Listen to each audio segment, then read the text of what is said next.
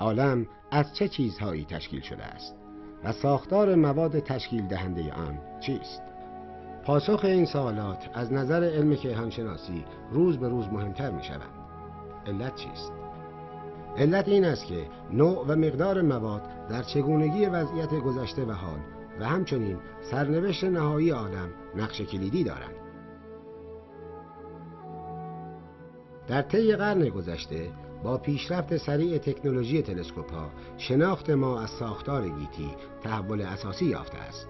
اما در واقع آنچه به وسیله تلسکوپ‌ها مشاهده می‌شود جزء کوچکی از کل عالم را تشکیل می‌دهند. بقیه آن را موادی می‌سازند که به هیچ وجه قابل مشاهده نیستند. این موارد را در اصطلاح مواد تاریک می‌نامند.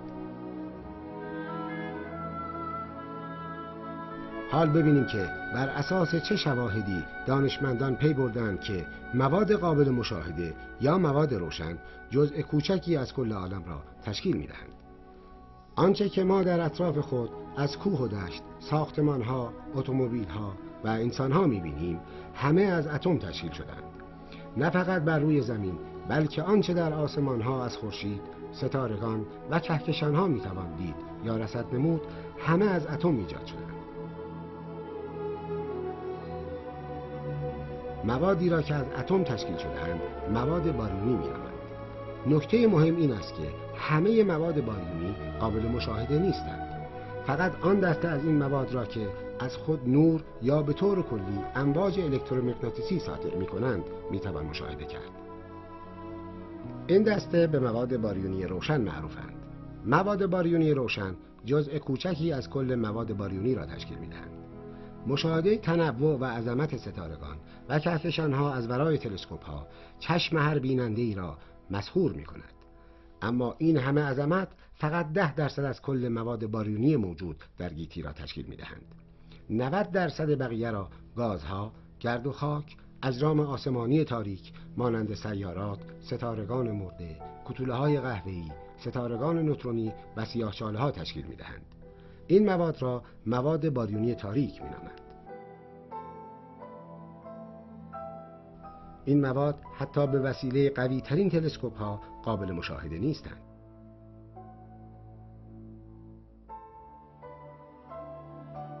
جالب اینجاست که امروزه دانشمندان معتقدند مواد باریونی از تاریک و روشن خود نیز فقط 5% از کل گیتی را شامل می‌شوند.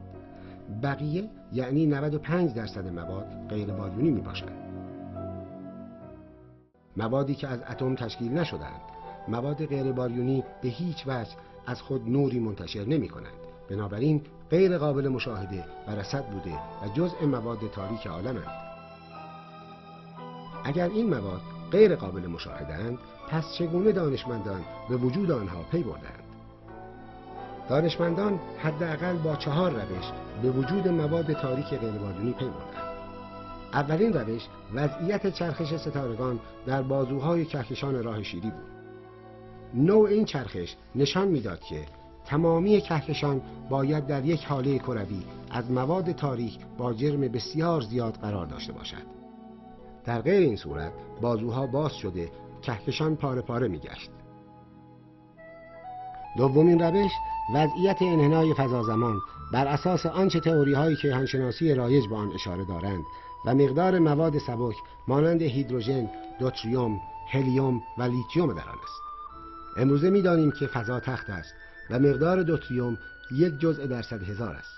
مقدار هسته اتم‌هایی که می‌توانند چون این درصدی از دوتریوم را ایجاد کنند فقط 5% دانسیته عالم است. بقیه مواد غیرباریونی تاریک میباشند. سومین روش مربوط به شکست گرانشی است. منظور از شکست گرانشی این است که نور ساطع شده از مرکز پرنور و پر انرژی در گذر از اطراف اجرام سنگین آسمانی مانند خوشه‌های کهکشانی دچار شکست و انحنا می‌گردد.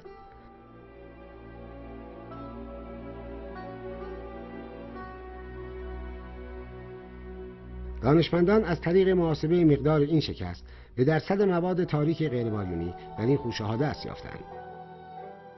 جالب این است که این مقدار کاملا مطابق با درصدی است که بر اساس روش‌های دیگر محاسبه شده است. اما مهمترین دلیل در این مورد نقش مواد تاریک در چگونگی شکل‌گیری ساختار کلی عالم و ایجاد کهکشان‌ها و خوشه‌های کهکشانی است. کیهانشناسان با کشف بقایای موجود از تشعشعات ناشی از انفجار بزرگ در فرکانس میکروویو به نقشه ابتدایی ساختار گیتی دست یافتند. این نقشه در سال 2009 به وسیله ماهواره WMAP حاصل شده است. سندی غیر قابل تردید از وجود و دخالت مواد تاریک در ایجاد و ساختار کنونی عالم است. با توجه به مدارک فوق، دانشمندان معتقدند که قسمت اعظم این جهان تاریک و از نظر ما مخفی می باشد. اما این جزء مخفی در روند حوادث گیتی از چگونگی شکل‌گیری ستارگان، کهکشان‌ها و سرنوشت نهایی آن تأثیر قطعی دارد.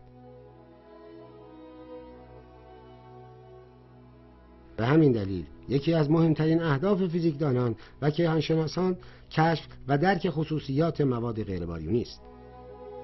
اما متاسفانه مواد غیرباریونی در تشکیل عناصر دخالت نمی کنند و به سادگی با این مواد واکنش نشان نمی دهند. بنابراین ردیابی آنها بسیار مشکل است. حال نگاهی به وضعیت مواد باریونی در گیتی بیاندازیم. همانطوری که دیدیم حدوداً 90% از کل مواد باریونی تاریک و 10% آن را مواد روشن مانند ستارگان و کهکشان‌ها تشکیل می‌دهند. این دو جزء از بذر تشکیل گیتی با یکدیگر در ارتباط متقابل و تبادل دائمی بوده و میباشند. 380,000 سال پس از انفجار بزرگ در اثر گسترش فضا و کاهش حرارت، الکترون و هسته‌های موجود با هم جمع شده اتم‌های گازهای سبک مانند هیدروژن و هلیوم را تشکیل دادند. این گازها به صورت سحابی‌های بسیار متراکم و بی‌فروغ بودند. هیچ ماده روشنی در این دوران وجود نداشت. این دوران را دوران تاریک گیتی نام نهادند. صدها میلیون سال طول کشید تا در اثر گسترش تدریجی فضا و سرد شدن سحابی‌ها زمینه برای ایجاد ستارگان آماده شد. در خاتمه دوران تاریک نیروی گرانشی به تدریج بر فشار درونی گازها فائق آمد و موجب شکل‌گیری ستارگان شد. با توجه به تراکم زیاد سحابی‌ها در این دوران ستارگان اولیه بسیار بزرگ و سنگین بودند. ستارگان بزرگ عمری کوتاه و مرگی فاجعه آمیز دارند. این ستارگان در پایان عمر خود در انفجاری عظیم به سوپرنوا یا هایپرنوا تبدیل می‌گردند. موج حاصل از انفجار ستارگان سنگین باعث تراکم سحابی‌های اطراف این ستارگان شده و زمینه را برای ایجاد ستارگان جدید فراهم می‌نماید. بدین صورت چرخه‌ای دائمی از تبدیل سحابی‌ها به ستارگان و بازگشت مواد درون ستارگان به سحابی‌ها و ایجاد ستارگان جدید رخ می‌دهد. به عبارت دیگر چرخه‌ای دائمی از تبدیل مواد باریونی تاریک به روشن و بالعکس از مواد باریونی روشن به تاریک در تمامی طول حیات گیتی در جریان است. البته نباید تصور کرد که این چرخه دارای شکلی ثابت و تغییر ناپذیر است، بلکه در طی زمان نوع مواد باریونی تاریک و روشن تغییر کرده ساختار چرخه را تغییر می‌دهند. بدین صورت که گازهای سبک در درون ستارگان به عناصر سنگین تبدیل گشته در انفجار سوپرنواها به فضای اطراف پراکنده می‌شوند. این مواد به تدریج ساختار سحابی‌ها را عوض کرده آنها را از گرد و غبار عناصر سنگین غنی می‌سازند. ستارگانی که از این سحابی‌ها تشکیل می‌گردند ترکیبی متفاوت از ستارگان اولیه داشته، به همین جهت آنها را ستارگان نسل دوم و سوم می‌نامند. در این ستارگان به تدریج از درصد مواد سبک کم می‌شود و درصد مواد سنگین افزوده می‌گردد. این روند اگرچه بسیار کند است، اما به هر حال موجب تحلیل رفتن مواد سبک و کمبود سوخت برای ایجاد ستارگان جدید می‌گردد.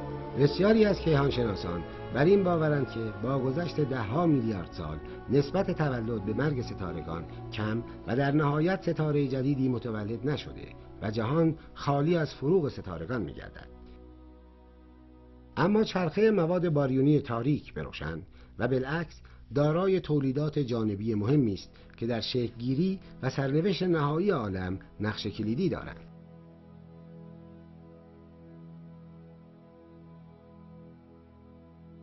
قسمتی از جرم اولیه ستاره در مرکز سوپرنوا به ستاره نوترونی یا سیاهچاله تبدیل می شود. ستارگان نوترونی که دارای چرخش زاویه‌ای بوده، تبخترها یا پالسارها را ایجاد می کنند.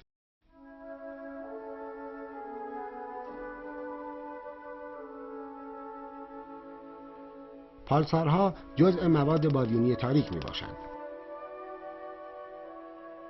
سحابی خرچنگی که یکی از زیباترین اجرام فضایی در کهکشان راه شیری است، در واقع باقی مانده سوپرنوایی است که حدوداً 1000 سال پیش منفجر شده است.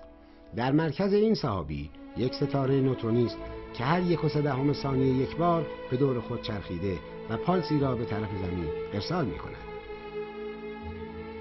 اگر جرم ستاره اولیه بیشتر از 20 برابر خورشید باشد، انفجارش باعث ایجاد سیاهچاله در مرکز آن می گردد. در ابتدای آفرینش گیتی که ستارگان معمولاً دارای جرمی بسیار بالا بودند، سیاهچاله‌ها به وفور ایجاد می شدند. با توجه به نیروی گرانشی بسیار قوی، سیاهچاله‌ها جذب یکدیگر شده و در نهایت به سیاهچاله‌های ابرسنگین تبدیل می گردند. سیاهچاله‌های ابرسنگین نقش بسیار کلیدی در شکل‌گیری ساختار گیتی از ایجاد کهکشان‌ها و خوشه‌های کهکشانی دارند. حال ببینیم اصولاً سیاهچاله چیست؟ همانطوری که می‌دانیم نیروی گرانشی اجسام را به سمت یکدیگر جذب می‌کند. هرچه جرم اجسام بیشتر باشد، این قدرت جذب بیشتر است. به عنوان مثال، کره زمین به علت جرم زیاد در طول زندگی خود گازها و بخار آب موجود در جو را نگه داشته است. در مقایسه کره ماه به علت جرم کم قادر به انجام این امر نبوده و جو اولیه آن به سرعت پراکنده شده است و در حال حاضر هیچ جوی در اطراف آن نیست. اگرچه کره زمین در مقایسه با کره ماه سنگین‌تر است، در مقایسه با مشتری بسیار سبک است. همین امر باعث شده است که در جو آن عناصر سبک مانند هیدروژن بتوانند به راحتی از جو فرار کرده، در حالی که جو مشتری حاوی لایه بسیار قطوری از این گاز سبک است. به همین صورت هرچه جرم مورد نظر ما سنگین‌تر باشد، قدرت آن در نگاه داشتن ذرات سبکتر در حول خود بیشتر می‌گردد. سبکترین ذره در جهان ذرات نور یا فوتون می‌باشند. آیا ممکن است جرم جسمی به چنان حدی برسد که حتی اجازه خروج نور را از خود ندهد؟ از اواخر قرن 18 دانشمندان با چنین سؤالی روبرو بودند. در سال 1783 جان میچل استاد دانشگاه کمبریج طی مقاله اظهار داشت اگر ستاره جرمش بسیار زیاد باشد، میدان گرانشی آن میتواند مانع گریز نور از سطح آن گردد. چون این ستارگانی طبیعتاً غیر قابل دید خواهند بود. چون از نظر تجربی دلیل روشنی بر چگونگی اثر نیروی گرانشی بر پرتو نور در دست نبود، این موضوع تا حدودی به فراموشی سپرده شد، تا اینکه در سال 1915 پس از ارائه تئوری نسبیت عمومی اینشتین و مشاهده انحراف پرتوهای نور در اطراف خورشید در هنگام کسوف، قضیه دوباره به صورت جدی مطرح گردید. برای پی بردن به چگونگی ایجاد سیاهچاله‌ها باید به بررسی حیات و سرنوشت ستارگان پرداخت. نطفه ستارگان از تجمع گازهای یک سحابی حول یک هسته گرانشی که در درون آن ایجاد شده است شکل می‌گیرد. از آن پس به تدریج مقدار بیشتری گاز بر روی این هسته فرو می‌ریزد و جرم آن افزایش می‌یابد. با افزایش جرم نیروی گرانشی هسته افزایش یافته، فشار درونی بسیار بالا می‌رود. تحت این فشار هسته گازهای موجود چنان فشرده و داغ می شود که اتم‌های هیدروژن پس از برخورد با یکدیگر در هم آمیخته اتم هلیوم را ایجاد می کنند. در این واکنش که آن را جوش هسته‌ای می نامند، مقداری از ماده به انرژی تبدیل گشته حرارت بسیار زیادی تولید می شود. این حرارت از یک طرف باعث ایجاد درخشندگی ستاره و از طرف دیگر باعث افزایش فشار گازها و مقاومت در مقابل نیروی گرانشی می شود، به طوری که توازنی بین نیروی منقبض کننده گرانشی و نیروی منبسط کننده فشار گازها در درون ستاره ایجاد می شود. این حالت ادامه دارد تا اینکه تمامی هیدروژن و هلیوم ستاره به پایان برسد. این امر از میلیون‌ها تا میلیاردها سال طول می کشد. جالب اینجاست که هرچه جرم ستاره بیشتر باشد، یعنی سوخت اولیه آن بیشتر باشد، طول این مدت کوتاه‌تر است. علت این است که برای خنثی کردن نیروی گرانشی قوی و ایجاد توازن، ستاره داغ‌تر و داغ‌تر می شود و در نتیجه سوخت بیشتری مصرف می کند. وقتی سوخت ستاره تمام شد، ستاره سرد و منقبض می شود. اینکه سرنوشت نهایی ستاره پس از آن چیست وابسته به جرم اولیه آن است. اگر جرم اولیه ستاره به اندازه خورشید باشد، این انقباض تا آنجا پیش خواهد رفت که اتم‌های موجود در ستاره چنان در هم می‌روند که در کنار یکدیگر ثابت و فشرده می‌شوند. در چنین وضعیتی شعاع ستاره چندین هزار کیلومتر و چگالی آن صدها تن در هر اینچ مکعب است که آن را کوتوله سفید می‌نامند. اما اگر جرم ستاره اولیه چندین برابر خورشید باشد، پس از همجوشی هسته‌های هیدروژن و ایجاد هلیوم، نوبت به همجوشی هسته‌های هلیوم و تولید کربن و اکسیژن می‌رسد. این چرخه با همجوشی هسته‌های کربن و اکسیژن و ایجاد عناصر سنگین‌تر مانند منیزیم، فسفر و سیلیسیوم ادامه می‌یابد تا اینکه در نهایت نوبت به تولید آهن می‌رسد. تولید آهن برخلاف تولید دیگر عناصر باعث آزاد شدن انرژی حرارتی نشده، برای ایجاد آهن گرما جذب شده و حرارت ستاره کاهش می‌یابد. این کاهش حرارت باعث از بین رفتن قدرت مقاومت در مقابل نیروی گرانشی عظیم درون ستاره می‌گردد. کل ستاره در کسر کوچکی از ثانیه به روی هسته فرو می‌ریزد. این امر موجب ایجاد انرژی گرانشی عظیمی می‌گردد که باعث انفجار درونی ستاره می‌شود. ستاره به سوپرنوا یا هایپرنوا تبدیل می‌گردد. در این انفجار تمامی مواد سنگین‌تر از آهن مانند سرب، نقره، طلا و اورانیوم تولید می‌گردد که همراه با عناصر درونی آن با سرعت فوق‌العاده زیاد به فضا پرتاب می‌شود. در این پروسه قسمتی از ستاره جمع شده یک هسته مرکزی با جرمی بسیار زیاد ایجاد می‌گردد. ببینیم سرنوشت این هسته مرکزی چیست. در سال 1928 چاندراساخار، دانشمند هندی و برنده جایزه نوبل، نشان داد که اگر جرم هسته باقی مانده از انفجار ابرنواختر از 1.5 برابر جرم خورشید بیشتر باشد، ساختار اتمی آن در مقابل فشار گرانشی در هم شکسته، به طوری که الکترون‌ها و هسته اتم‌ها بسیار نزدیک شده و در واکنش با پروتون‌ها نوترون تولید می‌کنند. نوترون‌های حاصله بسیار به هم نزدیک شده و در نتیجه حجم جسم باقی مانده از انفجار به شدت کم می‌گردد.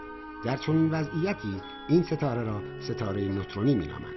شعاع ستاره نوترونی حدوداً 10 الی 20 کیلومتر بیشتر نبوده، در حالی که چگالیش صدها میلیون تن در اینچ مکعب است. اما اگر جرم اولیه ستاره بسیار بیشتر از آن، یعنی بالاتر از 20 برابر جرم خورشید باشد، چه اتفاقی رخ می‌دهد؟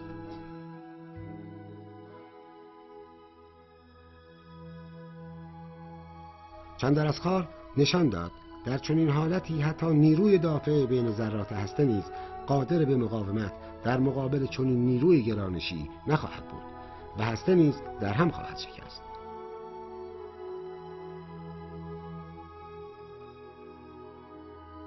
در چنین حالتی باید گفت که حجم ستاره تا 0 درجه شکسته و جرم آن به بی‌نهایت خواهد رسید.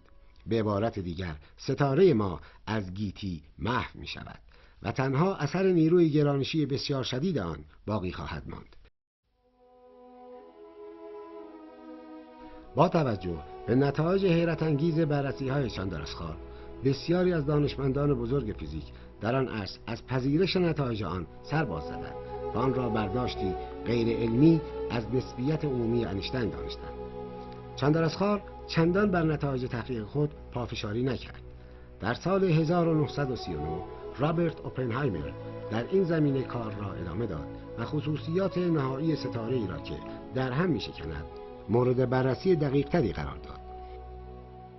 تصویری که اوپنهایمر بر اساس نسبیت انیشتین از وضعیت نهایی چنین ستاره‌ای نشان می‌دهد بدین صورت است که بر اساس نسبیت انیشتین تمامی ذرات و انرژی‌ها تحت تأثیر میدان گرانشی قرار می‌گیرند.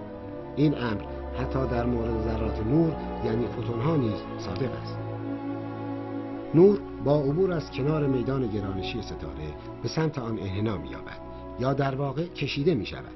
با افزایش قدرت نیروی گرانشی، نورهایی که از کنار آن می‌گذرند بیشتر خم شده، به اصطلاح مخروطی کوتاه و کوتاه‌تر از خود در اطراف ستاره ایجاد می‌کنند. حال اگر پرتوهای نور به مرکز گرانشی بسیار نزدیک شوند، درون آن کشیده شده که مجال گریز نخواهند یافت. چون نور که سریعترین ذره است نتواند از چنین میدان گرانشی بگریزد، روشن است که هیچ چیز دیگری نمیتواند از آن، یعنی سطح ستاره، فرار کند.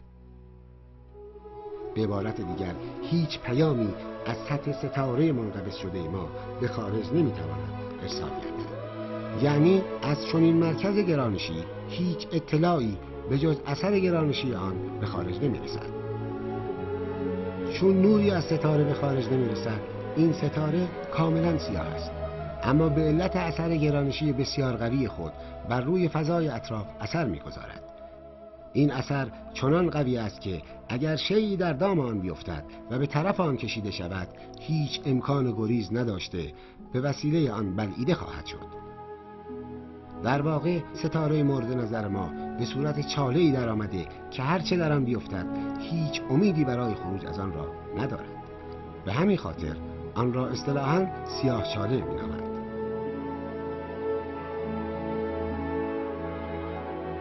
ستاره شناسان توانستند کوتوله‌های سفید را ردیابی کرده و از آنها به وسیله تلسکوپ‌های قوی عکسبرداری نمایند. به عبارت دیگر وجود آنها کاملاً اثبات شده است. با کشف طبقدرها و بررسی امواج الکترومغناطیسی این نوع ستاره‌ها، وجود ستاره‌های نوترونی نیز اثبات شده است. تا این اواخر در مورد وجود سیاه‌چاله‌ها از طریق امکانات اخترشناسی هیچ دلیل روشنی در دست نبود. چون این اجرام قابل دید نبودند و فقط از طریق اثر گرانشی آنها میشد پی به وجودشان برد، دانشمندان در صدد بودند که با بررسی حرکات ستارگان در اطراف آنها وجود آنها را اثبات کنند. به همین دلیل ستارگان دوگانه‌ای را مورد نظر داشتند که یکی از آنها سیاه‌چاله بوده و رفتار دیگری را تحت تاثیر نیروی گرانشی خود داشته باشد. اخترشناسان اولین سند وجود چنین موردی را در سال 1972 در منظومه دوگانه صورت فلکی قو کشف کردند.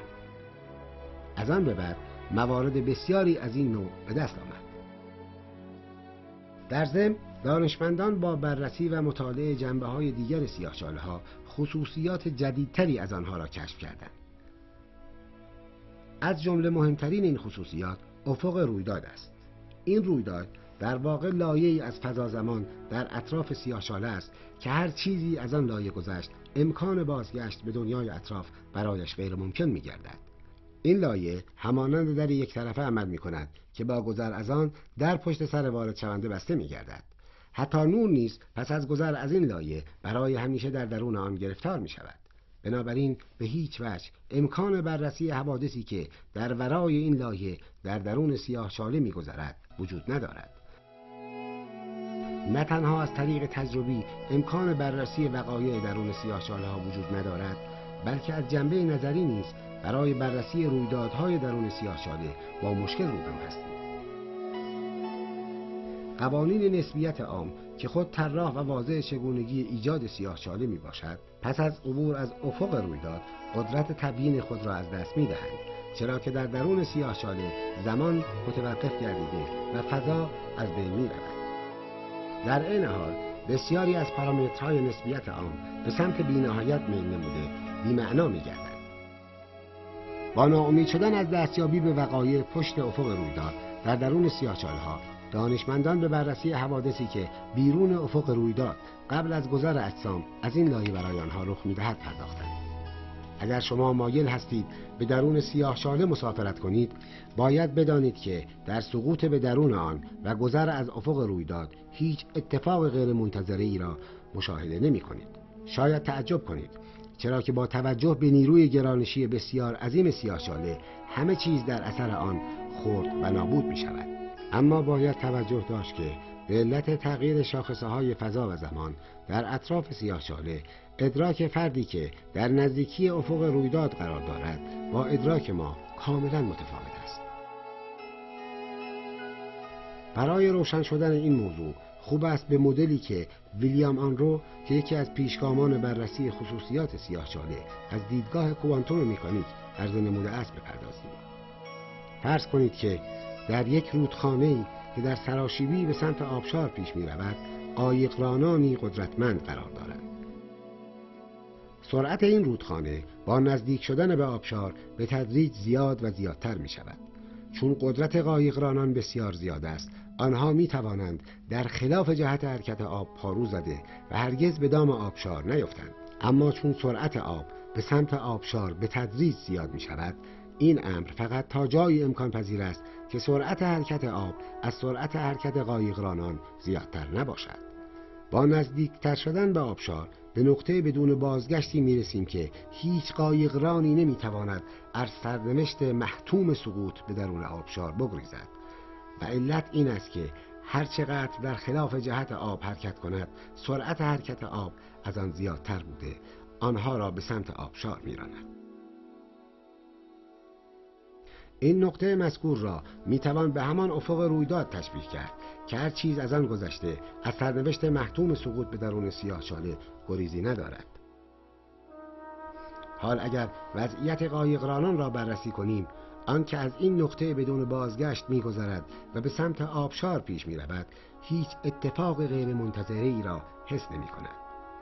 به همین صورت برای انسانی که از افق رویداد یک سیاه‌چاله می‌گذرد نیز هیچ اتفاق غیر منتظره‌ای رخ نمی‌دهد. اگرچه برای ناظرانی که در اطراف وی را می‌نگرند وضعیت به کلی متفاوت است. اگر شما ناظر سقوط دوست خود به درون سیاه‌چاله باشید، زمان برای شما با وی کاملا متفاوت است، چرا که فضا و زمان از خصوصیات نیروی گرانشی است. در اطراف سیاه‌چاله که نیروی گرانشی بسیار قوی است، معیار اندازه زمان به کلی متفاوت با جایی است که شما قرار دارید. دوست شما در سقوط خود هرچه که به سیاه‌چاله نزدیکتر می‌گردد، طبیعتاً سرعتش بیشتر می‌شود تا اینکه در نزدیکی افق رویداد سرعت وی نزدیک سرعت نور می‌شود.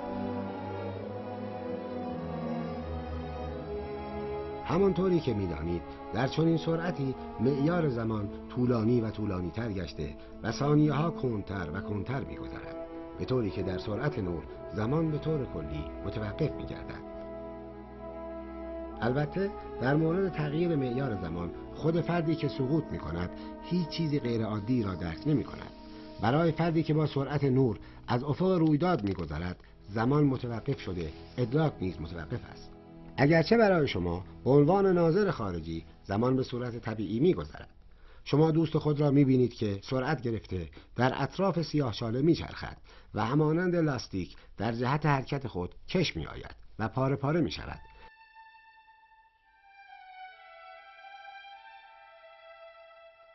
علت کش آمدن سرعت زیاد اوست.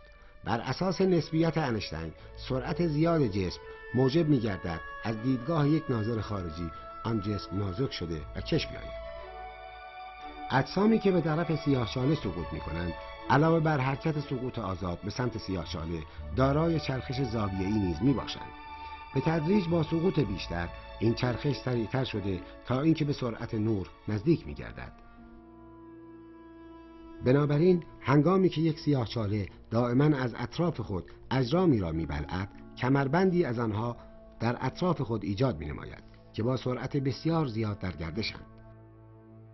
این حرکت در مدار خارجی کمربند کند بوده، به تدریج به طرف لبه داخلی آن افزایش می‌یابد تا اینکه به سرعت نور نزدیک می‌گردد. در لبه داخلی این اجرام به درون سیاه‌چاله سقوط کرده برای همیشه از انظار محو می‌گردند. همراه با سقوط اجرام، سرعت چرخش زاویه‌ای آنها به سیاه‌چاله منتقل شده باعث می‌گردد که سیاه‌چاله نیز در همان جهت چرخش اجرام در کمربند فوق الذکر به دور خود بچرخد. با توجه به قانون بقاء شتاب زاویه‌ای، مواد و گازهایی که به درون سیاه‌چاله بلعیده می‌شوند، در اطراف آن صفحه‌ای دورانی به نام صفحه تجمع ایجاد می‌کنند. شتاب دورانی مواد به طرف لبه درونی این صفحه به تدریج زیاد و زیادتر شده تا اینکه به سرعت نور نزدیک می‌گردد. در چنین سرعت دورانی و در نتیجه اصطکاک شدید، حرارت تا میلیاردها درجه سانتیگراد بالا می رود. چون این درجه حرارتی باعث تابش نور شدید در فرکانس های بالا، خصوصاً ایکس و گاما، از صفحه تجمع می گردد. در این حالت حدوداً 40% از جرم به نور تبدیل می گردد. برای درک شدت این پدیده خوب است بدانید که در بزرگترین انفجاری که در تصور دارید، یعنی انفجار اتمی، کمتر از 0.04% از جرم به انرژی تبدیل می شود. این پدیده تبدیل جرم به انرژی نتیجه همان معادله معروف E مساوی با mc2 انیشتین می باشد.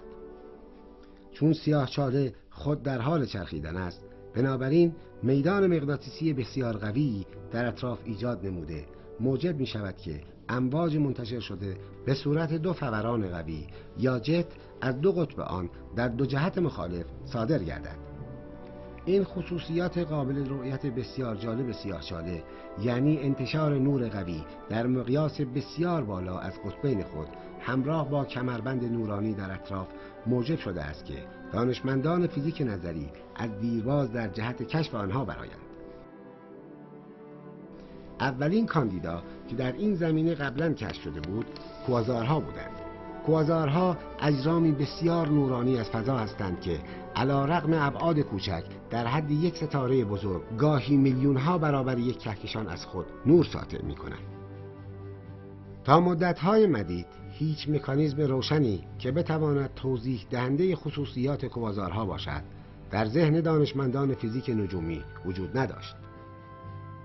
امروزه روشن شده است که تقریباً تمامی منابع صدور انرژی تابشی بسیار قوی در گیتی حاصل همین مکانیزم صفحه تجمع در اطراف سیاهچاله هاست.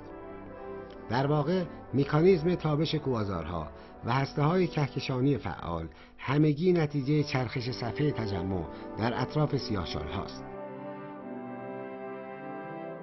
با فرستاده شدن تلسکوپ‌های قوی، خصوصاً هابل، بررسی دقیق‌تر وجود فوران‌های قوی جت در مرکز بسیاری از کهکشان‌ها مشاهده شد. این جت‌ها گاهی آنچنان قوی است که نه حاصل فعالیت سیاهچاله‌های معمولی، بلکه سیاهچاله‌های ابرسنگین است که میلیون و حتی میلیاردها برابر خورشید جرم دارند.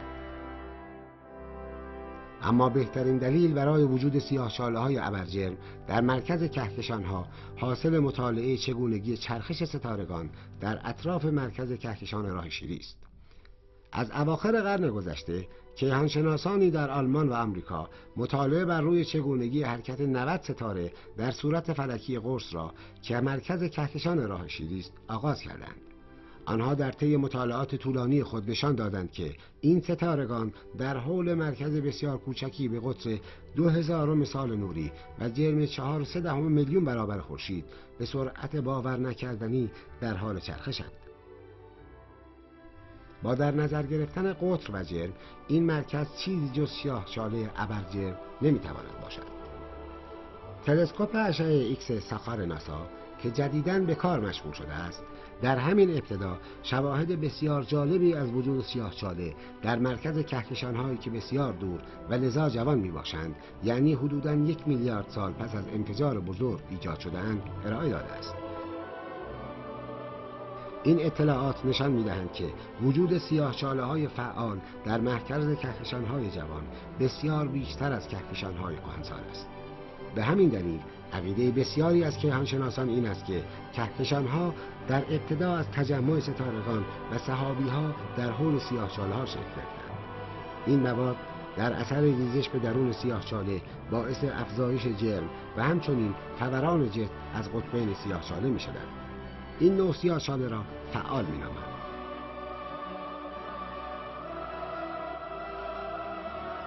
با گذشت زمان و در طی میلیاردها سال از تجمع مواد در اطراف سیاهچاله کم شده، فوران جت به تدریج رو به خاموشی می رود و غیر فعال می شود. وضعیت فعال و غیر فعال سیاهچاله‌های کهکشان‌ها وابسته به سقوط اجرام و خصوصاً ستارگان به درون آنهاست. بدین صورت که سیاهچاله‌ای که غیر فعال است ممکن است در اثر سقوط یک ستاره به درون آن به صورت کوتاه مدت فعال شده و دوباره غیر فعال گردد. اما با این همه در طی زمان از تعداد این رخدادها کم شده تا اینکه به صورت دائم غیر فعال می‌گردد. در گذار از فرایند فعال به غیر فعال کهکشان‌ها به تدریج شکل می‌گیرند. بررسی‌های اخیر روشن کرده است که شکل و اندازه کهکشان‌ها وابسته به اندازه سیاه‌چاله‌های ابرجرمی است که در مرکز آنها قرار دارند. هرچه سیاه‌چاله بزرگتر باشد، اندازه کهکشان اطراف آن بزرگتر است. این امر خود دلیل روشنی بر وابستگی شکل و اندازه کهکشان‌ها به سیاه‌چاله مرکزی است. بدین صورت سیاه‌چاله‌ها در ایجاد و شکل‌گیری کهکشان‌ها، خوشه‌ها و اصولاً ساختار کلی جهان نقش کلیدی دارند.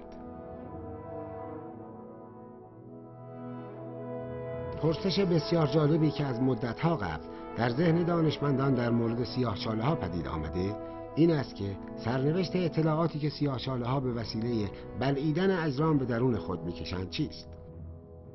آیا از بررسی وضعیت کنونی یک سیاه‌چاله می‌توان استنباط کرد که گذشته آنچه بوده است؟ ممکن است مخاطبان چنین تصور کنند که مسئله سرنوشت اطلاعاتی که در سیاه‌چاله وارد شده‌اند بحثی کاملا ذهنی و فلسفی است، اما به هیچ وجه چنین نیست. این یک بحث بسیار داغ در جامعه علمی کنونی است. در درون هر سیاه‌چاله مرکزی است که انحنای فضا-زمان بر اساس قوانین نسبیت بی‌نهایت می‌شود. این مرکز را تکینگی گرانشی می‌نامند. حجم تکینگی در واقع صفر است، اما در همین حجم تمامی جرم سیاه‌چاله قرار دارد و هر جرم جدیدی که به درون سیاه‌چاله سقوط می‌کند در نهایت به درون تکینگی وارد می‌شود.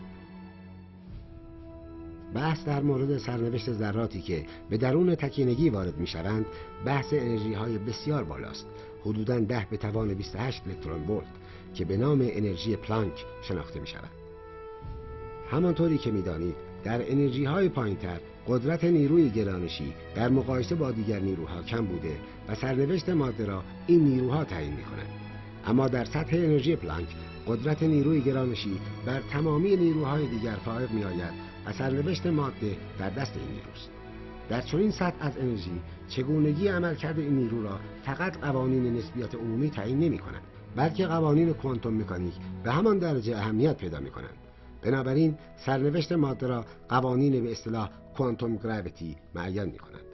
اگرچه ایجاد چنین سطح انرژی در آزمایشگاه امری محال است، اما در طبیعت چنین انرژی هم در آغاز ایجاد عالم و هم در وضعیت تکینگی در سیاه‌چاله‌ها وجود دارد.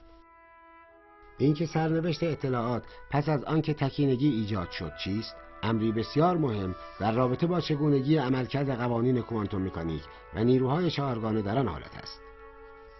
اما در واقع نمی‌دانیم که قوانین کوانتوم در تکینگی عمل می‌کنند یا خیر. اصولاً در مورد تکینگی هیچ چیز نمی‌دانیم. شناخت خصوصیات تکینگی و قوانین حاکم بر آن جز از طریق ایجاد تکینگی و بررسی خصوصیات ذرات در آن حالت امکان پذیر نیست و امری است که عملاً غیر ممکن میباشد.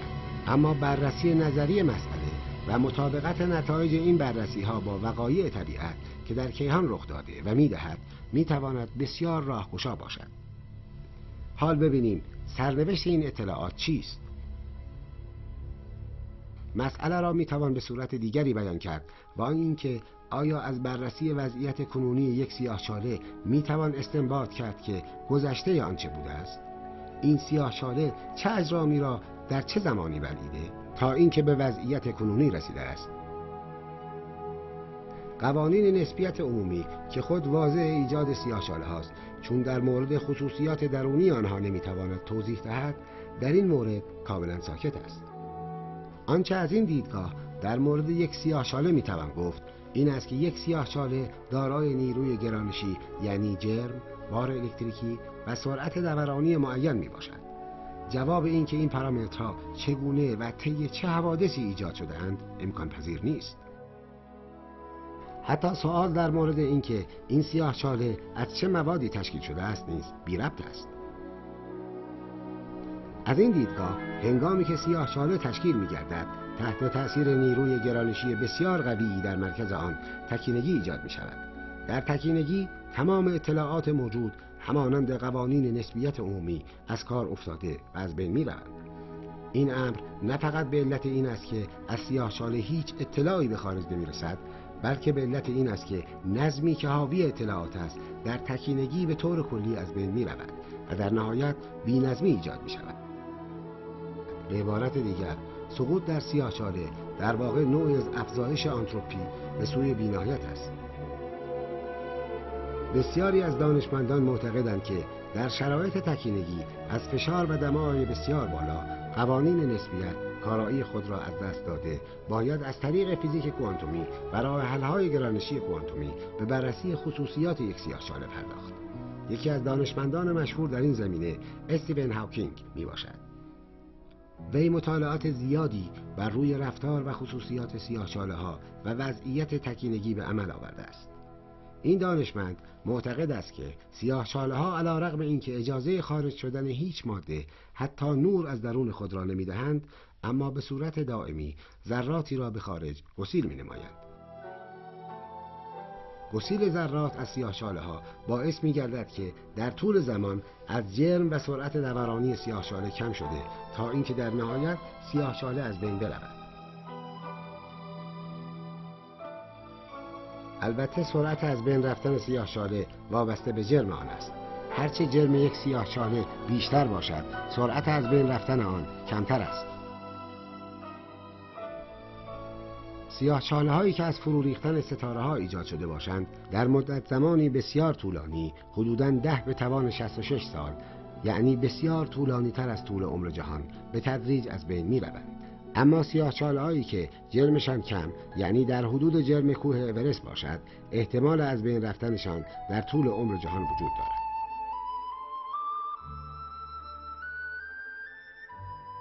علت امر این است که بر اساس قوانین کوانتوم مکانیک در خلأ موجود در مرز افق رویداد ذرات دائما ایجاد شده و از بین می‌روند. به اصطلاح در افق رویداد نوسانات خلأ وجود دارد.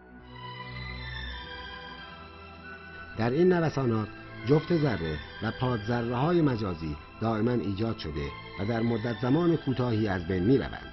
در کناره افق رویداد به علت وجود نیروی گرانشی بسیار شدید احتمال اینکه یک دانه از جفت ذرات در دام سیاهچاله بیفتد و مجال برخورد با پادذره و نابود شدن را از دست بدهد وجود دارد.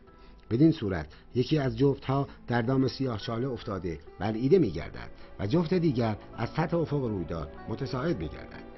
برای یک ناظر خارجی که شاهد ماجراست، ذره در واقع از درون سیاهچاله متصاعد شده است. اما چگونه ممکن است ذره‌ای که در کناره افق رویداد است از چنگ سیاهچاله بگریزد؟ هاکینگ در ضمن بررسی‌های خود متوجه شد که انرژی لازم برای گریز از میدان گرانشی سیاهچاله به وسیله انرژی عظیم خود سیاهچاله تأمین می‌شود. علت امر این است که از جفت ذرات مجازی که در لبه افق رویداد ایجاد می‌شود، یکی دارای انرژی مثبت و دیگری منفی است.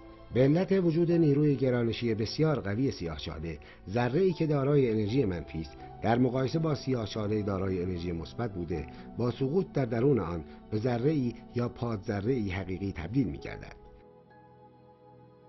ذره دیگر ممکن است در درون سیاهچاله بیفتد و یا با داشتن انرژی مثبت از دام سیاهچاله بگریزد. بدین صورت جریان آرام ذرات از درون سیاهچاله به خارج در دراز مدت می‌تواند موجب کاهش تدریجی جرم آن گردد. هرچه جرم سیاهچاله کمتر باشد، شدت این جریان بیشتر است و به اصطلاح سیاهچاله گرمتر میباشد. اینکه سیاهچاله از خود حرارت و تشعشع صادر می‌کند، امروزه به صورت نظری مورد قبول اغلب دانشمندان بوده، اما به صورت تجربی اثبات نشده است.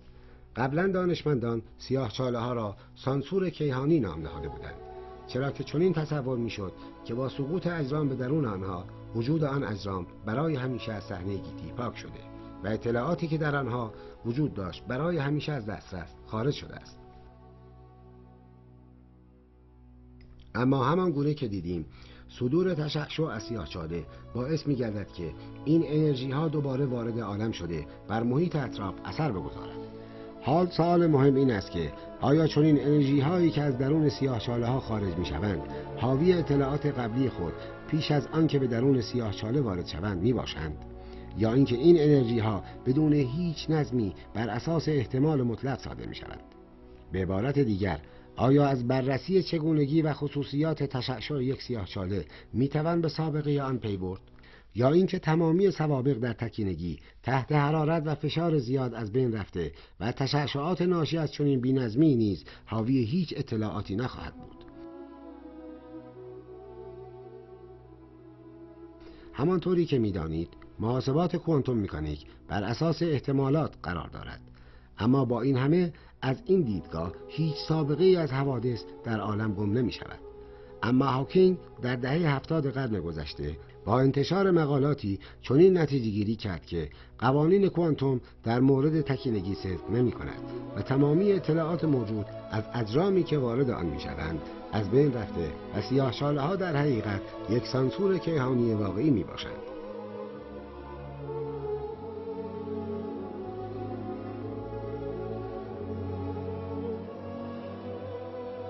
اگرچه نظریه هاکینگ در این زمینه از اهمیت بسیاری برخوردار بود، اما بسیاری از فیزیکدانان این نظریه را قبول نداشتند.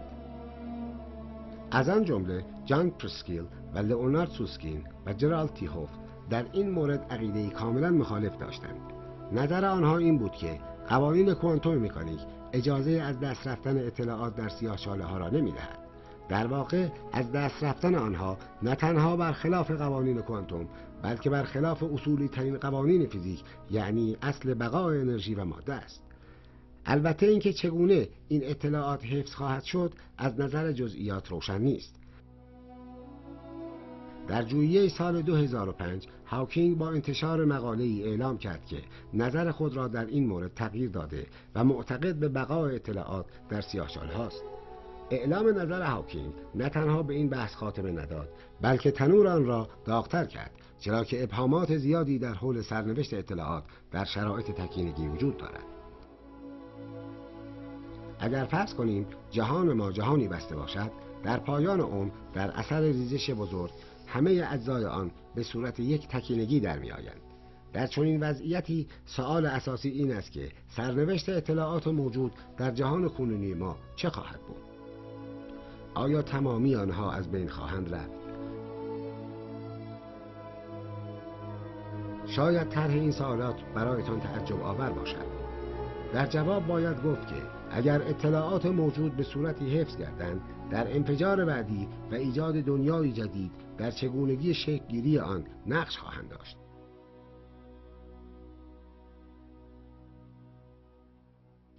حال به بررسی نظر قرآن در این رابطه می‌پردازیم.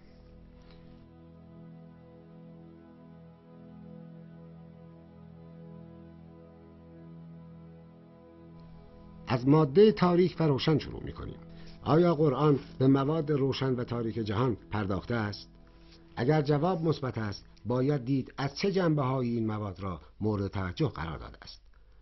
همانطوری که انتظار می‌رود، قرآن این مسئله را باید در قالب مدل یا متشابه بیان نموده باشد، چرا که اصولاً این حقایق مدت چندانی نیست که کشف شده‌اند و طبیعتاً هیچ کلامی برای اشاره بدانها در زبان عربی در زمان نزول قرآن وجود نداشته است.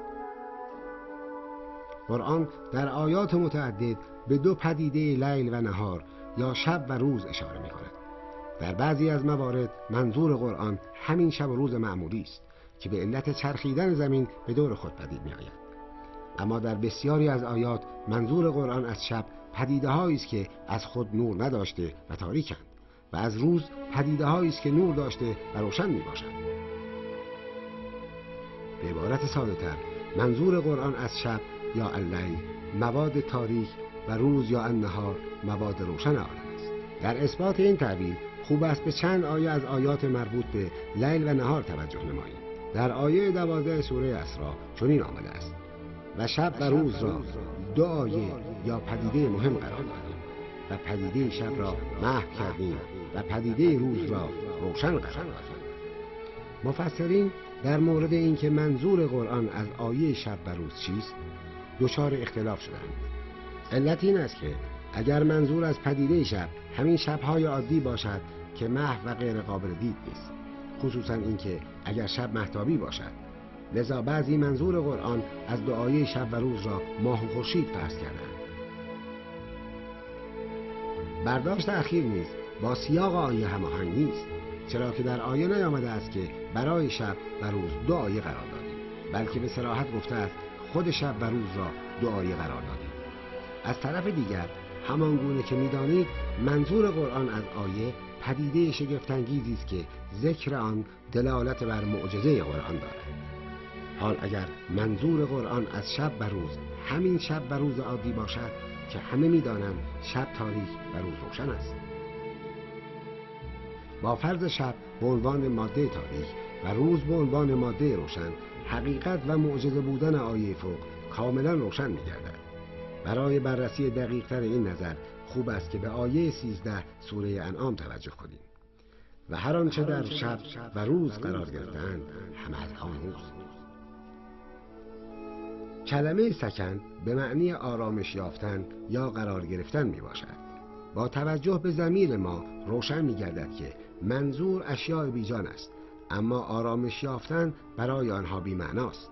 از طرف دیگر اگر کلمه سکن را قرار گرفتن معنا کنیم، منظور قرآن نمی تواند شب و روز معمولی باشد، چرا که شب و روز مکان ثابتی نیست. آنچه هم اکنون در روز قرار دارد ساعاتی بعد در شب قرار می گیرد.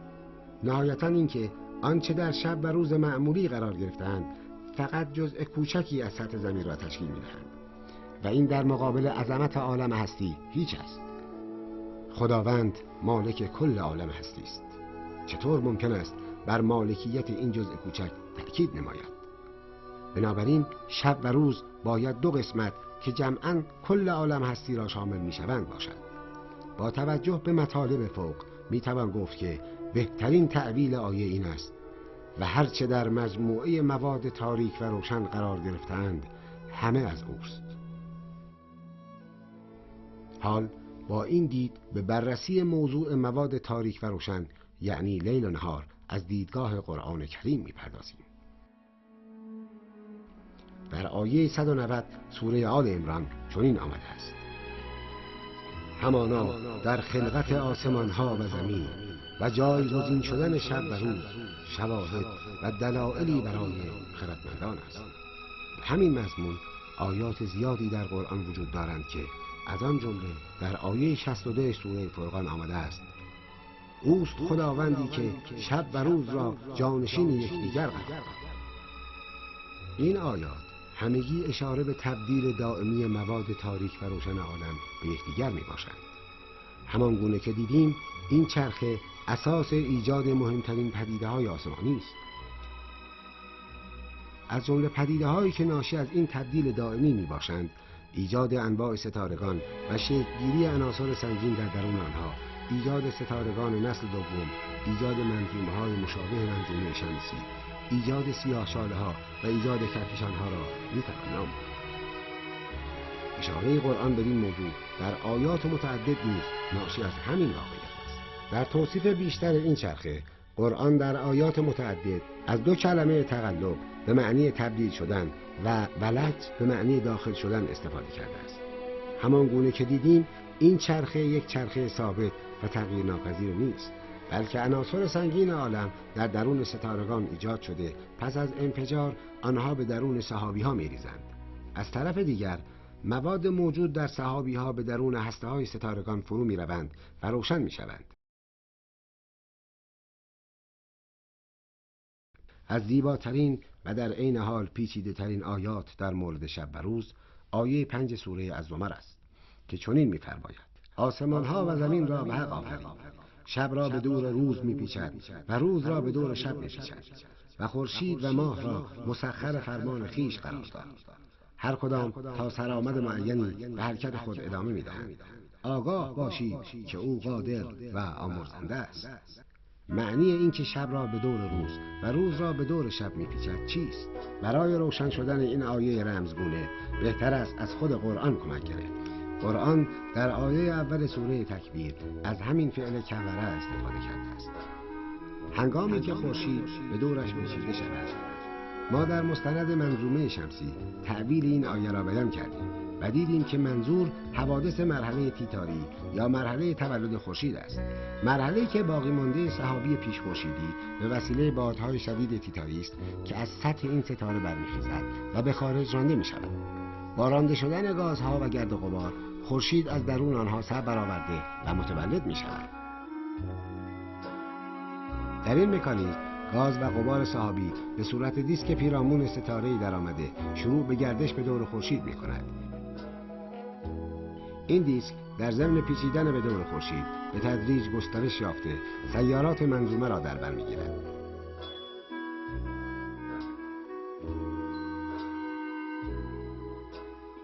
با توجه به این آیه و منظور قرآن از روز و شب، معنی قسمت اول آیه 5 سوره الزمر نیز روشن می‌گردد. اشاره قرآن به پیچیده شدن شب به دور روز در واقع اشاره به مکانیزم ایجاد دیسک پیرامون ستاره در ضمن تولد ستارگان است.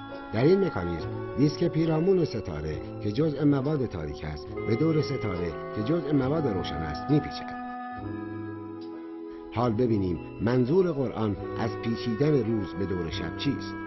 در چه مکانیزم آسمانی مواد روشن به دور مواد تاریک میچرخند؟ همان گونه که در مورد ساختار سیاه‌چاله ها دیدیم، آنها دارای مرکزی با بعد بی‌نهایت کوچک و چگالی بی‌نهایت بزرگ میباشند. این مرکز را تکینگی میگویند. در اطراف تکینگی فضایی است که به افق رویداد ختم می‌گردد. هیچ چیز، حتی نور که دارای بالاترین سرعت در عالم است، هنگامی که به درون این فضا وارد شد به هیچ وجه نمیتواند از آن خارج شود. در خارج از افق رویداد دیسک یا صفحه تجمع قرار گرفته است. این دیسک نتیجه گرفتار شدن مواد و ستارگان اطراف در دام نیروی گرانشی بسیار قوی سیاه‌چاله است. این مواد قبل از اینکه از افق رویداد گذشته به وسیله سیاه‌چاله ها بلعیده شوند، در سرعتی بسیار بالا به دور آن شروع به چرخش می‌کنند. سرعت این چرخش خصوصاً در کناره داخلی دیسک چنان زیاد است که موجب افزایش بسیار زیاد حرارت و شعله‌ور شدن آن می‌گردد. قرآن با اشاره به این دیسک نورانی که در اطراف سیاه‌چاله ها در چرخش است، تمثیل بسیار زیبای پیچیدن روز به دور شب را به کار برده است. وجود دیسک دوار از روشن یا تاریک در آسمان امروزه مورد توجه دانشمندان فیزیک نجومی است. علت امر مکانیزم‌های پیچیده ایجاد و فوران جهت از قطبین در مرکز آنهاست. قرآن در توصیف روز و شب از تعبیر غشی به معنای پوشاندن نیز استفاده کرده است. در آیه 3 سوره الرعد چنین آمده است: روز را به وسیله شب می‌پوشاند. با توجه به تعبیر روز و شب که مواد روشن و تاریک باشند، باید دید که نظر قرآن از پوشیدن مواد روشن به وسیله مواد تاریک چیست؟ آیه 54 از سوره اعراف توضیحات لازم را ارائه کرده است. پروردگار شما خدایی است که آسمان‌ها و زمین را در 6 دوران آفرید. سپس به کار عرش پرداخت، روز را به وسیله شب می‌پوشاند، در حالی که شب با انگیزه و ولع روز را می‌گیرد. خورشید و ماه و تمامی ستارگان به امر او به کار گرفته شده‌اند. خلقت و امور عالم به دست اوست. چرا قرآن در این دو آیه بر پوشیده شدن روز ضمن این مکانیزم تأکید دارد؟ بله، همان گونه که حد زدید، موضوع در رابطه با سیاه‌چاله ها و بلعیدن ستارگان اطراف است. بزرگترین خصوصیت سیاه‌چاله ها همین بلعیدن مواد، خصوصا ستارگان اطراف در کهکشان هاست. این مراکز قدرتمند گرانشی با ولع تمام این اجرام آسمانی را گرفته و میبلند. سیاه‌چاله ها با بلعیدن هر ستاره‌ای نه تنها اشتهایشان برای بلعیدن دیگر ستارگان کم نمی شود، بلکه شدیدتر هم می گردد. بدین ترتیب سیاه‌چاله ها در طی حیات گیتی به تدریج بزرگ و بزرگتر می شود.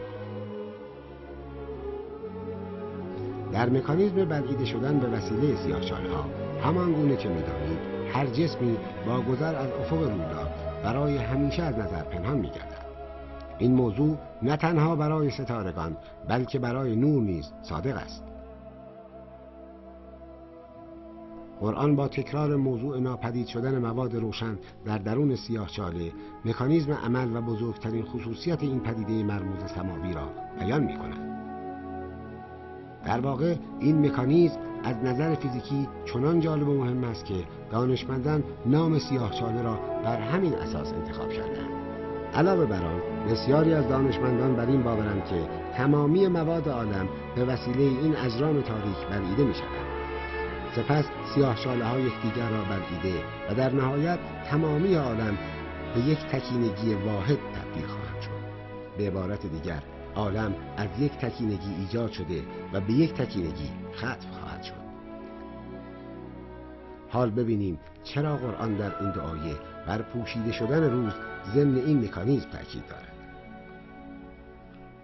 از بررسی‌های فوق نقش مهم سیاهچاله‌ها در شکل گیری و تکامل گیتی، وضعیت کنونی و سرنوشت نهایی آن روشن می‌شود.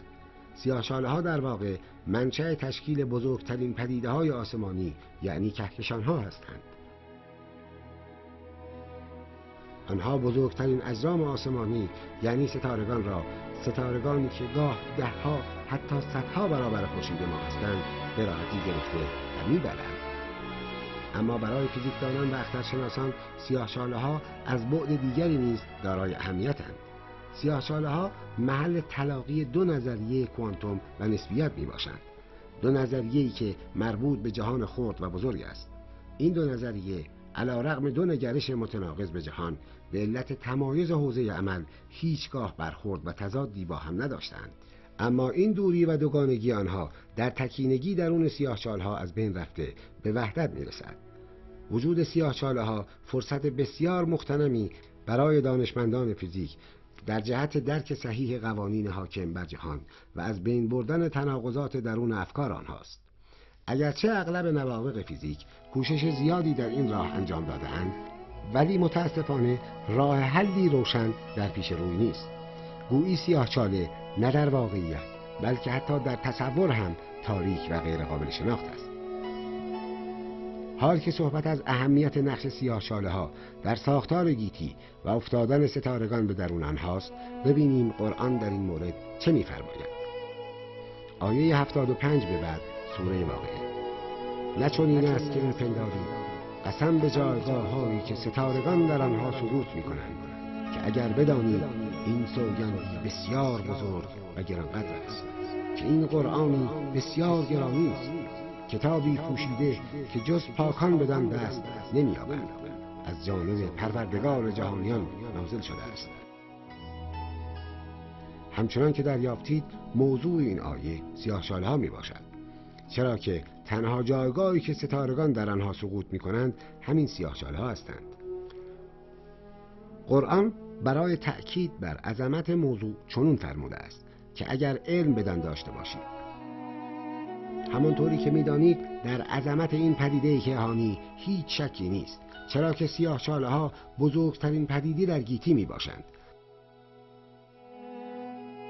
اما اصولاً بشر چند دهه بیشتر نیست که به وجود این پدیده پی برده است و در واقع چند سالی بیش نیست که مستقیما رصد و مشاهده شده است. اما قرآن حدوداً 15 قرن قبل از اینکه بشر کوچکترین اطلاعی از وجود آن داشته باشد آن را مطرح کرده و به عظمت آن قسم خورده است. عظمتی که قرآن خود می‌دانسته که بشر از آن بی اطلاع است. در واقع باید گفت که عظمت و اعجاز این آیه کمتر از عظمت سیاهچاله‌ها نیست. این آیه در واقع بزرگترین سوگند قرآن است. بزرگترین سوگند به بزرگترین پدیده آسمانی. برای اثبات چه چیز؟ برای اثبات حقانیت قرآن، یعنی بزرگترین حقیقت آسمانی. حال به موضوع بسیار جالب سانسور کیهانی از دیدگاه قرآن نظر می‌افکنیم. سانسور کیهانی به علت اثری که بر آینده و سرنوشت عالم دارد از نظرگاه قرآن بسیار مهم است. این پدیده همانطوری که اشاره شد حاصل بلعیده شدن اجرام و مواد کیهانی به وسیله سیاهچاله‌ها است. به علت نیروی گرانشی بسیار قوی سیاهچاله‌ها پیغامی از درون آنها به دنیای خارج نمی‌رسد. بدین صورت مواد درون آنها از جهان خارج کاملا ایزوله میباشد. سیاه‌چاله‌ها هیچ اثری جز اثر گرانشی بر اطراف خود ندارند. اما در درون سیاه‌چاله‌ها نیز مواد تحت تأثیر فشار بی‌نهایت قوی گرانشی از حالت ماده معمولی خارج شده به صورت انرژی خالص گرانشی بی‌نهایت قوی به نام تکینگی در می‌آیند. بدین صورت تمامی اطلاعات موجود در مواد بلعیده شده از بین می‌رود. در چنین حالتی حتی با صدور تشعشع از سطح سیاه‌چاله‌ها و بازگشت مواد به صورت انرژی به دنیای خارج نباید انتظار داشت که اطلاعاتی به وسیله تشعشع‌ها در مورد تاریخچه موادی که به وسیله سیاه‌چاله‌ها بلعیده شده است به دنیای ما بازگردد. اگر فرض کنیم که عالم ما آنقدر طول عمر داشته باشد که تمامی جرم یک سیاه‌چاله مورد نظر مجددا تبخیر شده و از بین برود، چرا که زمان تبخیر کامل سیاه‌چاله‌ها حتی در ابعاد کیهانی بسیار بسیار طولانی است، تمامی اطلاعات ریخته شده در آن نابود می‌گردد.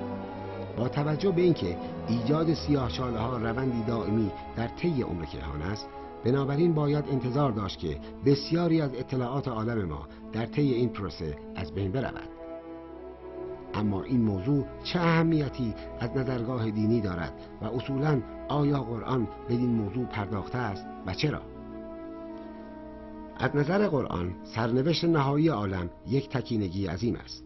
اگر در پروسه ایجاد تکینگی اطلاعات به صورت طبیعی نابود گردند، لذا باید انتظار داشت که همه اطلاعات موجود در جهان کنونی از بین برود. در چنین صورتی اگر انفجار ثانویه‌ای در کار باشد، اطلاعات قبلی چون همه از بین رفته‌اند در چگونگی شکل‌گیری جهان جدید هیچ نقشی ندارند و کاملا بی تأثیرند. همانطوری که می‌دانید این موضوع کاملا خلاف نظر ادیان الهی در مورد جهان آخرت است. قرآن مکرراً این موضوع را تأکید فرموده که ذره‌ای از اطلاعات جهان ما از بین نمی رود و کوچکترین جزء از اعمال ما گم نمی شود و تأثیر آن در سرنوشت ما در جهان آخرت حتمی است. ببینیم قرآن با این مشکل حفظ اطلاعات عالم چگونه برخورد می نماید و مسئله سانسور کیهانی را چگونه حل می کند. بهتر است موضوع را از ابتدا در مورد چگونگی شکل‌گیری سیاه‌چاله‌ها و مکانیزم ایجاد آنها از نظر قرآن شروع کنیم. همان گونه که در آیه 54 سوره اعراف دیدیم، از نظر قرآن سیاه‌چاله‌ها با ولع زیاد اجرام اطراف را بلعیده و آنها را می‌پوشانند. اما آیا قرآن به مسئله سرنوشت اطلاعاتی که ضمن بلعیده شدن به درون سیاه‌چاله‌ها رفته و به اصطلاح قرآن پوشانده می‌شوند پرداخته است؟ اگر چنین است این سرنوشت چیست؟ قرآن در آیات 8 الی 11 سوره رعد در این رابطه چنین می‌فرماید: خداوند می‌داند آنچه را که هر زن آبستنی حمل می‌کند و آنچه در رحم‌ها کم یا زیاد می‌گردد و هر چیزی در نزد او به اندازه و معین است. خداوند عالم به هر پنهان و آشکاری است. برای خداوند اینکه شما به صورت سری یا آشکار سخن گویید یکسان است و آنکه در شب مخفی شده و پنهانی به روز می‌گریزد به امر خدا از برای او در پشت سر و جلو پیامدها و آثاری است که آن را حفظ می‌کند. همانطوری که از مجموعه آیات می‌توان دریافت، موضوع در مورد علم خداوند به پوشیده ترین و اسرار آمیزترین امور عالم است. از جمله اینکه در رحم مادر در ضمن رشد جنین چه چیز کم یا زیاد می‌گردد و اینکه چه سخن در دل و یا آشکار گفته می‌شود. همه و همه برای خداوند کاملا روشن و واضح است. اما آنچه مورد نظر ماست و شاید یکی از پیچیده ترین موضوعات در قرآن باشد، این قسمت از آیه است که می‌فرماید آنچه در شب مخفی می‌شود و پنهانی به روز فرار کرده آشکار می‌شود. ضمیر به کار رفته در آیه من میباشد. قرآن این ضمیر را برای انسان و ملائکه به کار میبرد. همان گونه که میدانید اغلب مفسرین منظور از ملائکه را نیروها یا میدانها در طبیعت میدانند. اگر چنین باشد منظور آیه از من عاملین میدانها یعنی ذرات بوزون مانند فوتون میباشند. بنابراین معنی آیه چنین میشود که خداوند میداند آن ذره ای را که در ماده تاریک پنهان شده و پنهانی به مواد روشن فرار کرده آشکار می شود. از آنجا که ذرات بوزون فقط در سیاهچاله ها می توانند پنهان شوند، بنابراین ترجمه آیه چنین می شود: و آن ذره‌ای که در سیاهچاله مخفی شده و پنهانی به مواد روشن فرار می کند، هم جلو روی در بیرون سیاهچاله و هم در پشت سر درون سیاهچاله آثاری به جا می گذارد که آن را به امر خداوند حفظ می کند. با توجه به هدف کلی این آیات که تأکید بر روشن بودن اطلاعات عالم از آشکارترین تا مخفیترین آنها برای خداوند است، تعبیر این آیه احتمالاً بدین صورت است: ذره‌ای که در درون سیاهچاله ها قرار داشته و در اثر پدیده تبخیر از درون آن به بیرون فرار کرده، آثاری از خود هم در درون سیاهچاله و هم در بیرون سیاهچاله دارد که آن را حفظ می‌کند. بر اساس تئوری کوانتومی اطلاعات، هر ذره بنیادی اطلاعات گذشته خود را با خود حمل می‌کند. بنابراین حفظ ذره در واقع حفظ اطلاعات است. این آیه برخلاف نظر سانسور کیهانی به صورت قاطع بر حفظ اطلاعات ذراتی که در درون سیاهچاله ها گرفتار می‌شوند تأکید دارد. قرآن در مورد حفظ اطلاعات در آیه 61 سوره یونس و 3 سبا نیز تأکید کرده می‌فرماید: هیچ چیز از پروردگار مخفی نمی‌ماند. کوچکترین واحد ذرات در آسمان‌ها و زمین از وی پوشیده نیست و کوچکتر از آن و بزرگتر از آن نیست، مگر اینکه در کتابی روشن ثبت شده باشد. بدین صورت قرآن نه تنها به موضوع سرنوشت اطلاعات در سیاهچاله ها پرداخته، بلکه تمامی خصوصیات سیاهچاله ها را به طور دقیق تشریح می کند. تنها نکته‌ای که به نظر می رسد در مورد آن ساکت باشد مکانیزم ایجاد سیاهچاله هاست، اما چنین نیست. قرآن در ابتدای سوره نجم به این مکانیزم سوگند خورده می‌فرماید: و نجم اذا هوا، سوگند به ستاره هنگامی که فرو ریخته نابود می‌شود. چرا فرو ریختن و نابود شدن ستاره مهم است؟ که خداوند بدان سوگند می‌خورد. بله، مکانیزم ایجاد سیاهچاله همین پدیده است.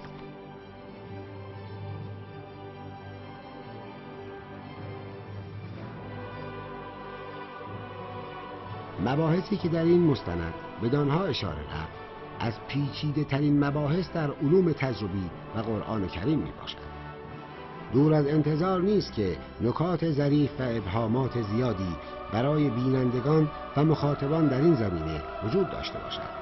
بجاست که صاحب نظران علوم تجربی و علوم قرآنی بر آنها به تعمق نشسته، اصلاح کرده و یا تکامل ببخشند.